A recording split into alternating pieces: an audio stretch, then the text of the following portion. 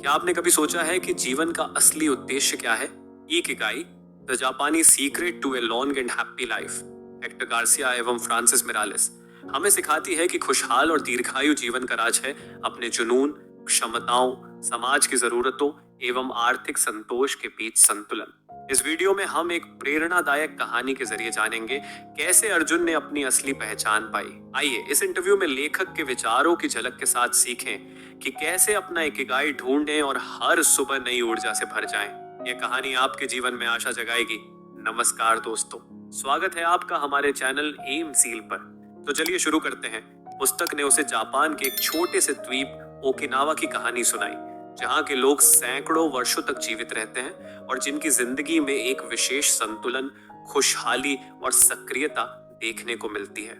अर्जुन ने पढ़ा कि ओकिनावा के बुजुर्ग कभी रिटायर नहीं होते। वे अपने जुनून और उद्देश्य को लेकर हमेशा सक्रिय रहते हैं। वहां का हर व्यक्ति अपने अंदर छुपी ऊर्जा को निखारने के लिए रचनात्मक गतिविधियों में लगा रहता है, चाहे वह बागवानी हो, हस्तशिल्प हो या संगीत हो।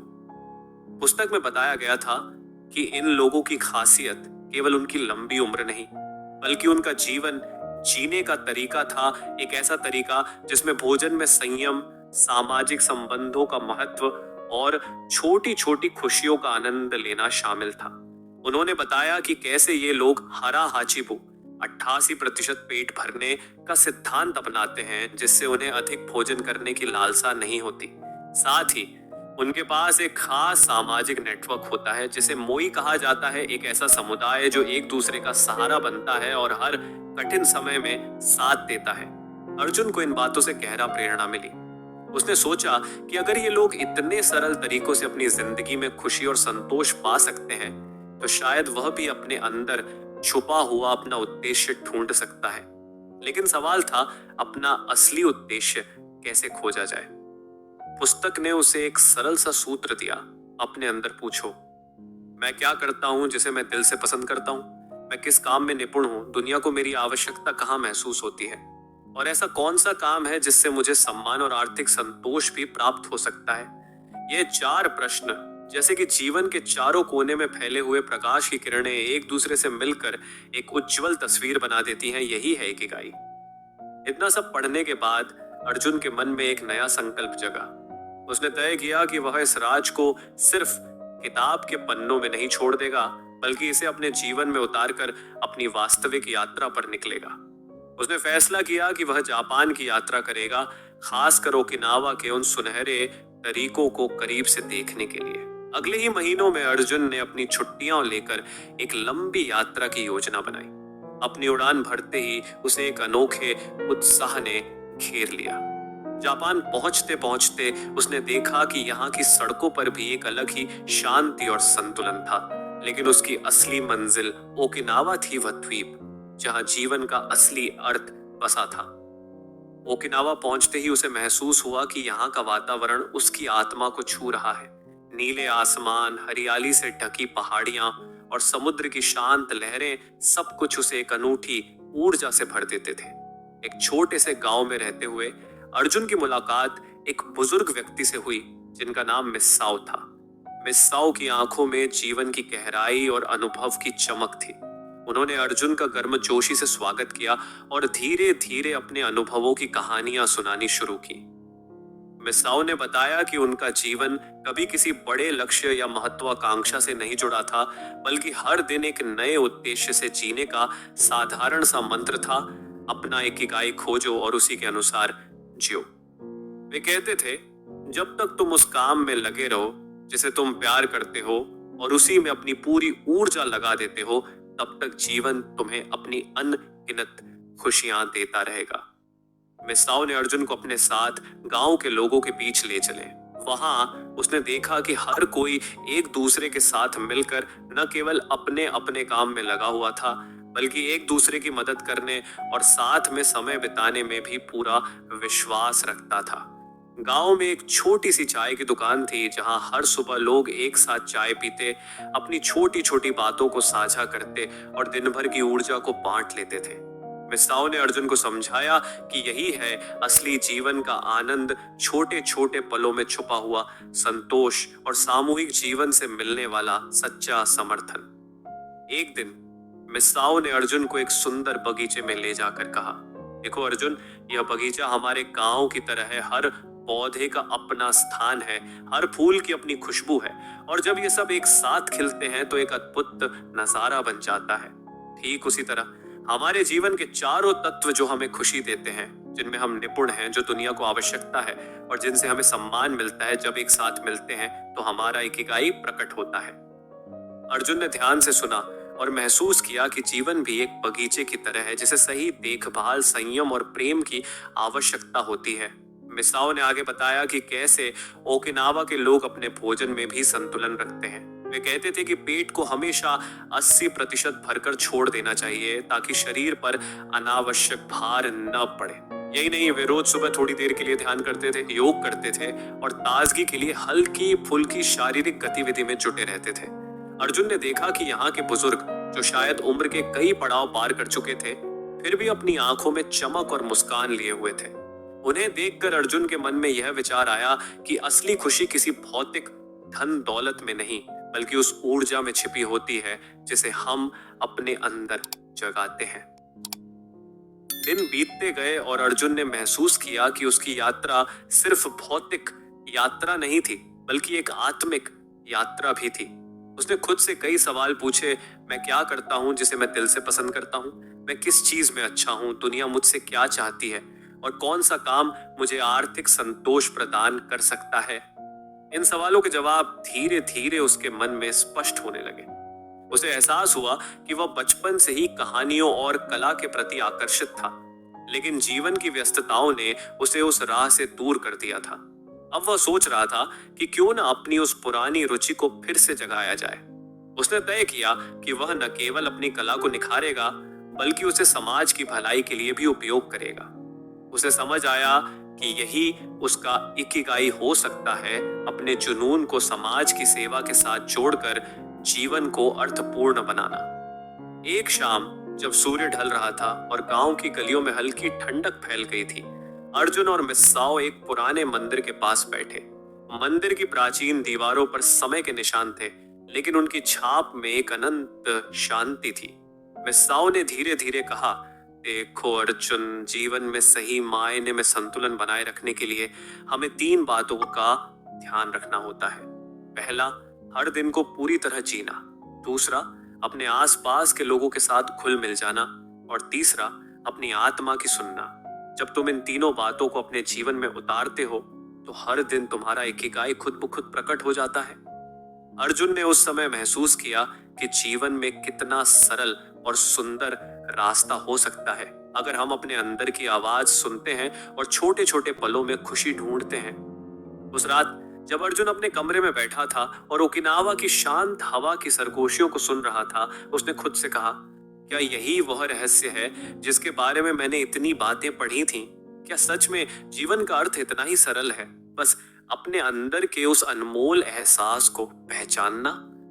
उस रात उसने अपने मन में एक नया संकल्प लिया। वह अपने घर लौटने के बाद अपनी पुरानी जिंदगी के ढांचे को बदल देगा, अपने जुनून को अपनाएगा और समाज के लिए कुछ ऐसा करेगा जिससे लोगों के चेहरों पर मुस्कान लौट सके। अगले कुछ दिनों में अर्जुन ने गांव के लोगों के साथ गहरे रिश्ते बनाए, उनकी जीवन शैली को करीब से देखा और अनुभव किया कि कैसे वे हर दिन के साधारण पलों में खुशी खोजते हैं। उसने महसूस किया कि यहाँ के लोग जीवन को एक निरंतर उत्सव की तरह जीते हैं, जहाँ हर सुबह एक नई उम्मीद और हर शाम एक नई सीख लेकर आती है।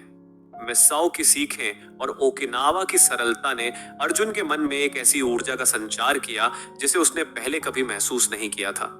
यात्रा के अंत में जब अर्जुन ने जापान के इस अद्भुत द्वीप से विदा लेने का समय आ गया, तो वह अपने अंदर एक अनमोल ज्ञान लेकर वापस लौटने को तैयार था। उसे अब यह स्पष्ट हो चुका था कि जीवन में असली सफलता और खुशी पाने का रहस्य किसी भौतिक उपलब्धि में नहीं, बल्कि उस आत्मिक संतोष में है जो हमें हमारी रुचियों, हमारी क्षमताओं और हमारे समाज की सेवा से मिलती है। उसने महसूस किया कि इकिगाई कोई दूर का सपना नहीं है, बल्कि हर इंसान के अंदर मौजूद एक अनमोल धरोहर है जिसे पहचानने और अपनाने की जरूरत होती है। वापस भारत लौटते समय अर्जुन के मन में कई नए विचार और योजनाएं घूम रही थी। उसने ठान लिया कि वह अपनी कला को समाज के हित में प्रयोग करेगा। वह उन बच्चों को कला की शिक्षा देगा जिनके पास संसाधनों की कमी थी, और साथ ही स्वयं भी एक कलाकार के रूप में अपनी पहचान बनाएगा। उसने महसूस किया कि यही उसका असली इकिगाई है, अपनी कला के माध्यम से लोगों को प्रेरित करना, उनके जीवन में रंग भरना और उन्हें यह समझाना कि जीवन में असली खुशी बाहरी सफलताओं में नहीं बल्कि हमारे अंदर के छोटे छोटे पलों में छिपी होती है। समय बीतता गया और अर्जुन ने अपने जीवन में कई परिवर्तन देखे। वह अब हर सुबह एक नई ऊर्जा के साथ जागता, अपने दिन की शुरुआत कुछ मिनट ध्यान और योग के साथ करता और अपने काम में दिल लगाकर जुट जाता। उसके काम में अब वह चमक थी जो सिर्फ उस आत्मिक संतोष से आती है जिसे वह ओकिनावा में महसूस कर चुका था। उसने अपने आसपास के लोगों के साथ भी गहरे और सच्चे संबंध बनाए और यह समझ लिया कि सामाजिक संबंध भी एक महत्वपूर्ण हिस्सा है उस संतुलित जीवन का जिसे हम इकिगाई कहते हैं। एक दिन जब अर्जुन अपने नए काम में व्यस्त था तो उसने देखा कि उसके छात्र उसकी ओर उत्सुकता से देख रहे हैं। उन आंखों में वह चमक थी जिस चमक में उन्होंने अपने आप में उत्साह और नई उम्मीद देखी थी। उसी पल उसे याद आया मिस्साओ की बातें, ओकिनावा की वह सुबह की चाय और उस बगीचे की सुंदरता जहां हर पौधा एक दूसरे के साथ मिलकर जीवन का एक नया रंग रच रहा था। उसे समझ में आया कि उसके अंदर अब वह परिवर्तन आ चुका है और वह भी उन लोगों में से एक बन चुका है जो अपने जीवन के हर पल को सच्चे अर्थ में जीते हैं। अर्जुन ने धीरे धीरे अपने जीवन में एक नया अध्याय शुरू किया, एक ऐसा अध्याय जहां वह अपने जुनून, अपने कौशल और समाज के लिए किए जाने वाले कार्यों के माध्यम से अपने जीवन का अर्थ ढूंढता रहा। उसने अपने अनुभवों को एक कहानी की तरह लिखा ताकि दूसरे लोग भी जान सकें कि कैसे एक साधारण यात्रा ने उसके जीवन को बदल दिया। उसने लिखा कि असली खुशी बाहरी उपलब्धियों में नहीं बल्कि हर दिन के छोटे छोटे पलों में छुपी होती है। एक मुस्कान, एक साझा चाय का प्याला, एक शांत शाम की हवा और एक सच्चे दिल से दिया गया प्रेम। अर्जुन की कहानी ने धीरे धीरे कई लोगों के दिलों को छू लिया। उसकी यह यात्रा जिसमें उसने न केवल जापान की संस्कृति को समझा बल्कि अपने अंदर के उस गहरे उद्देश्य को भी खोज निकाला, दूसरों के लिए प्रेरणा का स्रोत बन गई। उसने साबित कर दिया कि अगर हम अपने अंदर के सवालों का सही उत्तर ढूंढ सकें, मैं क्या करता हूं जिसे मैं प्यार करता हूं? ज़रेनिया, मैं किस काम में उत्कृष्ट हूं? ज़रेनिया, दुनिया मुझे किस चीज की जरूरत है? तो हम अपने जीवन में उस संतुलन और उस खुशी को पा सकते हैं जिसकी हमें हमेशा तलाश रहती है। इस प्रकार अर्जुन की कहानी हमें यह सिखाती है कि इकिगाई कोई जादुई सूत्र नहीं है जो रातों रात मिल जाए, बल्कि यह एक सतत खोज है, एक ऐसी यात्रा जहां हर दिन नए अनुभव, नई सीख और नई उम्मीद लेकर आता है। जीवन के उस अनमोल बगीचे में जहां हर फूल, हर पत्ती अपने आप में अनमोल होती है, हमें बस अपनी आंखें खोलनी है और अपने अंदर छुपे हुए उस सुनहरे खजाने को पहचान लेना है। अर्जुन ने जाना कि असली खुशी और दीर्घायु का रहस्य वही है जो हमें रोज सुबह उठने के लिए प्रेरित करता है, हमारा इकिगाई। जब भी अर्जुन अपने जीवन के उन कठिन पलों को याद करता है तो उसे मिस्साओ की आवाज सुनाई देती है, जिंदगी में संतुलन बनाए रखो, छोटे पलों में खुशियां खोजो और अपने अंदर की आवाज सुनो। यही वह संदेश था जो उसने ओकिनावा की उस शांत धरती से सीखा था। उसकी कहानी आज भी उन लोगों के दिलों में बसती है जो अपने जीवन में उद्देश्य की तलाश में हैं और जो चाहते हैं कि उनकी जिंदगी भी उसी सरलता और सच्चाई से भरी हो जैसे कि ओकिनावा के लोग। और इस तरह अर्जुन ने न केवल अपनी जिंदगी में बदलाव किया बल्कि उसने यह संदेश भी फैलाया कि जीवन का असली अर्थ हमारे अंदर ही छुपा होता है, बस उसे खोजने की जरूरत होती है। एक बार फिर उसकी आंखों में वही चमक थी जो बताती थी कि अब वह जानता है कि हर दिन एक नया अवसर है, हर सुबह एक नया सवेरा है और हर पल में छुपा हुआ है उसका इकिगाई, वह अनमोल कारण जिसके लिए वह हर दिन उठता है, जीता है और मुस्कुराता है। यह कहानी हमें यह समझाती है कि इकिगाई केवल एक अवधारणा नहीं है, बल्कि ये हमारे जीवन के हर पहलू में व्याप्त है, हमारे काम में, हमारे रिश्तों में और हमारी रोजमर्रा की छोटी छोटी खुशियों में। अर्जुन की यात्रा हमें याद दिलाती है कि अगर हम अपने अंदर झांकें तो हमें वह सब कुछ मिल जाएगा जिसकी हमें तलाश रहती है। अपने जुनून को पहचानो, अपने सामर्थ्य को निखारो और उस अनमोल उद्देश्य को अपनाओ जो तुम्हें जीवन भर ऊर्जावान रखे। यही है असली खुशी का रहस्य, एक ऐसा जीवन जहां हर दिन में छुपा हो तुम्हारा इकिगाई, तुम्हारे जीने का असली कारण। और इस तरह अर्जुन की कहानी खत्म नहीं होती, बल्कि वह हर नए दिन के साथ एक नई शुरुआत बन जाती है। एक ऐसी शुरुआत जहां हर पल में जीवन का सच्चा सार बसा होता है। वह जानते हैं कि चाहे रास्ते में कितनी भी कठिनाइयां आए, जब तक हमारे अंदर का उद्देश्य प्रबल रहेगा, तब तक जीवन अपने आप में खूबसूरत यात्रा बने रहेगा। यही संदेश है उस पुस्तक का जिसे अर्जुन ने अपनी यात्रा के दौरान महसूस किया। इकिगाई का अर्थ है अपनी आत्मा के उस गहरे कोने को जगाना जहां से हर सुबह की नई रोशनी निकलती है। आज जब भी अर्जुन अपने पुराने शहर में लौटकर अपने नए अनुभवों को साझा करता है, तो लोग उसकी कहानी से प्रेरणा लेते हैं। वे समझते हैं कि असली खुशी पाने के लिए हमें अपनी अंदर की आवाज सुननी चाहिए और अपने जीवन में उस अनमोल उद्देश्य को ढूंढना चाहिए जो हमें हर दिन उठने की वजह देता है। और शायद यही सबसे बड़ा उपहार है, एक ऐसा जीवन जो सच्चे अर्थ में जिया जाए, बिना किसी दिखावे के, केवल उस सच्चाई के साथ कि हम वही करते हैं जिसे हम दिल से पसंद करते हैं, उसी में श्रेष्ठता पाते हैं और उसी से दुनिया को कुछ देने की प्रेरणा लेते हैं। इस कहानी के माध्यम से हम समझते हैं कि इकिगाई हमें बताता है कि जीवन में असली सफलता और दीर्घायु का रहस्य न केवल बाहरी उपलब्धियों में, बल्कि उस आंतरिक संतुलन और उस सरलता में छिपा है जो हमें हर रोज एक नई उमंग के साथ जीने के लिए प्रेरित करती है। यह एक संदेश है कि अगर हम अपने जीवन में सही सवाल पूछें तो हमें अपने जवाब खुद ही मिल जाएंगे और इन जवाबों में ही छुपा होगा हमारा असली इकिगाई, हमारा जीवन जीने का कारण। इस पूरी यात्रा से अर्जुन ने सीखा कि जीवन में सबसे बड़ा उद्देश्य वही है जो हमें अंदर से खुश रखता है, चाहे वह कला हो, सेवा हो या फिर किसी और प्रकार की रचनात्मकता। उसने जाना कि हर इंसान के अंदर एक अनमोल खजाना छुपा होता है जिसे पहचानने और अपनाने में ही जीवन की असली खुशी निहित होती है। और इसी सोच के साथ अर्जुन ने अपने जीवन में एक नई दिशा निर्धारित की, एक ऐसी दिशा जहां वह अपने जुनून को, अपनी क्षमताओं को और समाज के प्रति अपनी जिम्मेदारियों को साथ लेकर चलता है, ताकि वह हर दिन को एक नई उम्मीद और एक नई कहानी के रूप में जी सके। यह कहानी हमें यह भी याद दिलाती है कि हमारी यात्रा कभी एक मुकाम पर खत्म नहीं होती, बल्कि हर दिन एक नई शुरुआत होती है। जब भी हम अपने अंदर झांकते हैं तो हमें अपनी सच्ची पहचान मिल जाती है, एक ऐसी पहचान जो हमें बताती है कि हम कौन हैं और क्यों हम यहाँ हैं।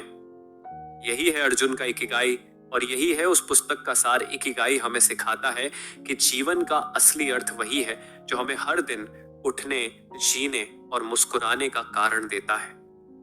अंत में अर्जुन की यह यात्रा हमें प्रेरित करती है कि हम भी अपने अंदर के उस सुनहरे खजाने को पहचानें, अपने जीवन को एक उद्देश्य से भर दें और हर दिन को एक नई शुरुआत के रूप में अपनाएं। चाहे हमारे पास धन, प्रसिद्धि या भौतिक सफलताएं हों, असली खुशी और दीर्घायु उन्हीं पलों में निहित है जो हम अपनी आत्मा के अनुरूप जीते हैं। वह पल जहां हम अपने इकिगाई को महसूस करते हैं और उसी के साथ अपने जीवन को अर्थपूर्ण बनाते हैं। इस प्रकार अर्जुन की कहानी हर किसी के लिए एक दर्पण बन जाती है, जिसमें हम सभी अपने अंदर झांक कर देख सकते हैं कि असली सफलता, असली खुशी और असली संतोष किस चीज में छुपा है, और वह है हमारा अपना इकिगाई। इकिगाई सिर्फ एक किताब नहीं, बल्कि जीवन को खुशहाल और संतोषजनक बनाने का एक सिद्धांत है। अगर हम अपने इकिगाई को खोजकर उस पर काम करें तो हम न केवल सफल होंगे, बल्कि लंबे समय तक खुशहाल और स्वस्थ जीवन भी जिएंगे। तो आप भी अपने जीवन में इकिगाई को अपनाइए और हर दिन को एक नया उद्देश्य और नई खुशी के साथ जिए। अगर आपको ये वीडियो पसंद आया हो तो इसे लाइक करें, शेयर करें और चैनल को सब्सक्राइब करना न भूलें। धन्यवाद।